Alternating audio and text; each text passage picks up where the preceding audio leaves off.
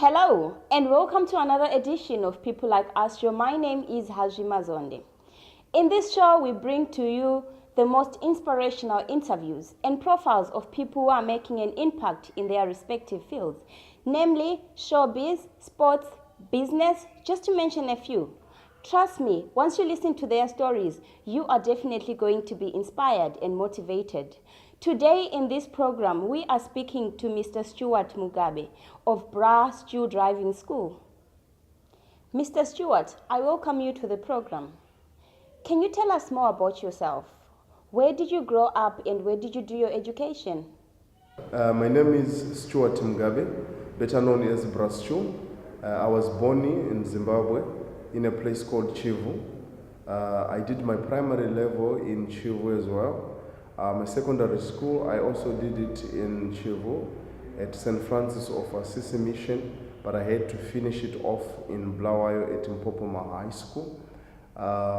After my secondary education, I enrolled for marketing management diploma in Harare. I couldn't finish that because of financial problems at home. I'm married with one wife and one child. I'm a Christian as well. Tell me, when did you come to South Africa? I came to South Africa in 2008. The first time I came here, it was very tough. In fact, at home it was tough. So I thought coming to South Africa, life would be much better. But I didn't know anybody. It's not like when I came, I had a friend whom I was visiting. How I came here in 2008, I was just sitting down with my friend in Harare, and I asked him for a map. I said, look man, I need to leave Zimbabwe because at that time I was the breadwinner at my place and things were not moving well. So I decided to just leave home. So I just saw Cape Town on a map, on a piece of map. And I decided to come to Cape Town. So now, coming to Cape Town, I used the bus from Harare to Joburg. I had to sleep in Park Station. From Park Station, I had to take a truck to Cape Town, dropped in Stellenbosch, get a train to Cape Town train station. So my first night, it was in Cape Town train station, homeless, knowing nobody. So I spent my first night under the bridge. I had to sleep under the bridge. My first meal in Cape Town was from the dustbin. I didn't know anybody. The only thing that I had was my Bible and my jacket. That's the only thing that I had. No contacts, no anybody that I knew. And you know, when you come in a foreign land and you don't know anybody, it's a 50-50 situation. It was just gambling. It's only the belief in God that I had that when I just get to Cape Town, something good I might get. When you are looking for a greener pastures and you don't have an option. So that's how I get to Cape Town. So your survival in Cape Town was tough. Can you tell us a bit more about that? Surviving in Cape Town, it was very tough. I can tell you, because imagine when I arrived here and telling you that my first meal I had to get it off the dustbin. It was tough. The following day, I remember I was in Cape Town and I was at a firing point where people they wait to get jobs.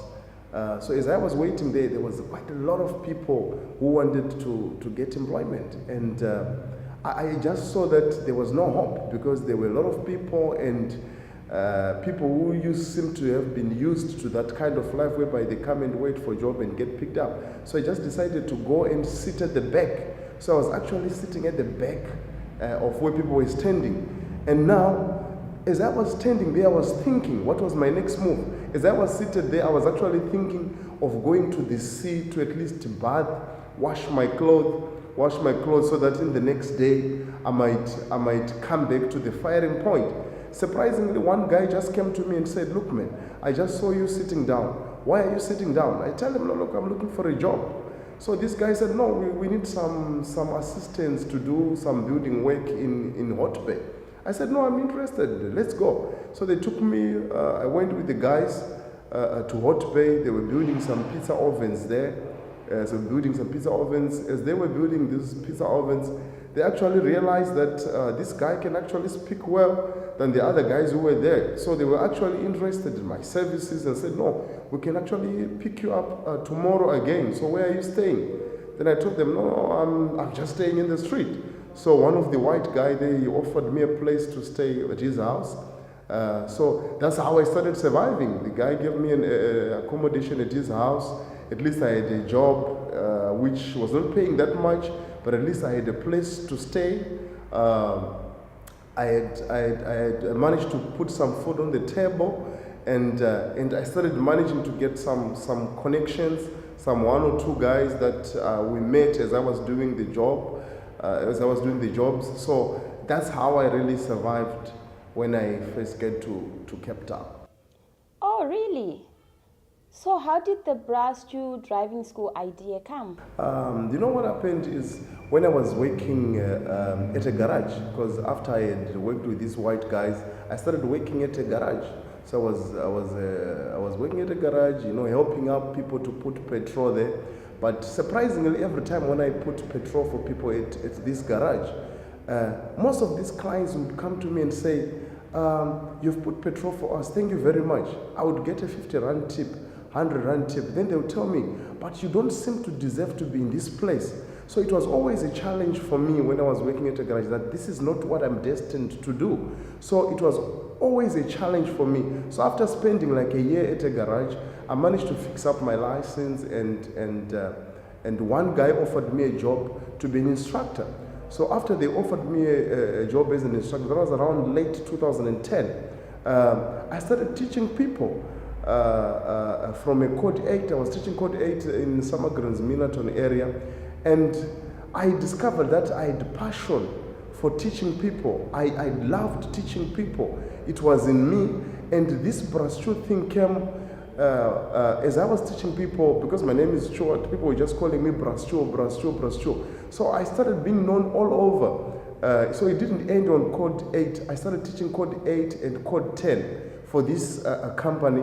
So as I was teaching in this company, even the owner of the company was so much impressed with my service. The company actually grew very well because of my input as well. I became the CEO of the company for years. So the brass Chu idea came when I realized that I had worked for a company for such time, which I started when it was very young, very small. So I had the interest, and most of the people would ask, brass Chu, we see you're doing this, why don't you start something of your own? So with that, I see that, okay, for me to grow as a person, I have to make also my own brand. So that's when I thought of this idea. That was in 2015 when I started with this idea. I managed to buy a truck, but in 2015 when I bought this truck, I could not start as brass Chu.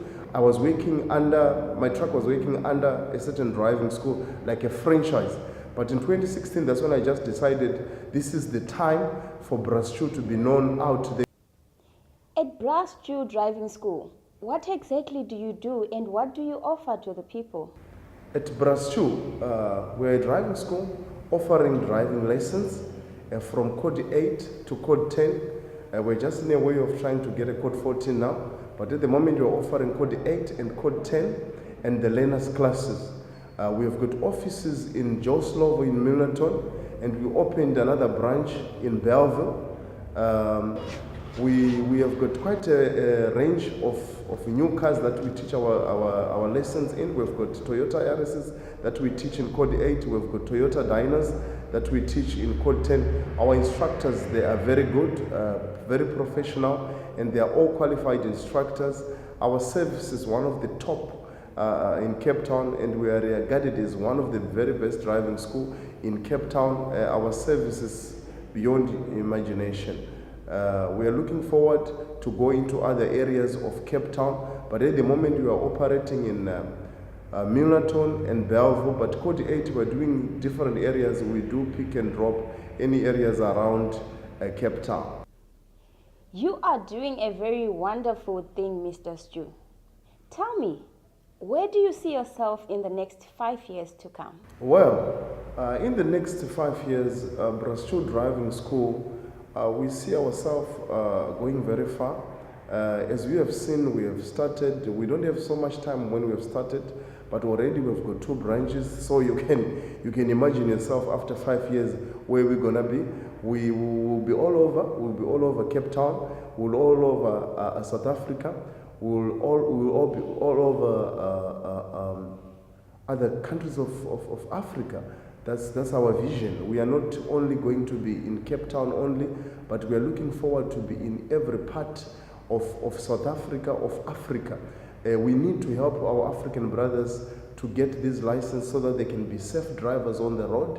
We're also going to be offering courses that includes dangerous goods permits. We're also going to be doing that. We're also looking into driving, defense driving license. This is a very touching story, and I thank you for your bravery. Any words of encouragement that you would like to leave with our viewers? One thing that I would want to say to the young people out there who would want to venture into business or who would want to do something is, I would want to quote from the Bible, from Philippians 4, that all things are possible through Christ. I have always gone through difficult times, but I have always told myself that with God, all things are possible. With God, I can do anything. One thing I can tell you is you can only be the limit yourself. The sky is not even the limit. Yourself, you can only be the limit. You can only limit yourself. So I've always told myself that it's only me that can limit myself. So I would want to say to one person that wants to pursue your dream, please do what you love to do. And one day, one door can open, and you only need one person who can take you to your destination. Woo are we? Brastu with the best. Leave the rest and come to the best. Yay! I hope you've been motivated and inspired as I am. From me and the producers of this show, see you in the next episode. Ciao.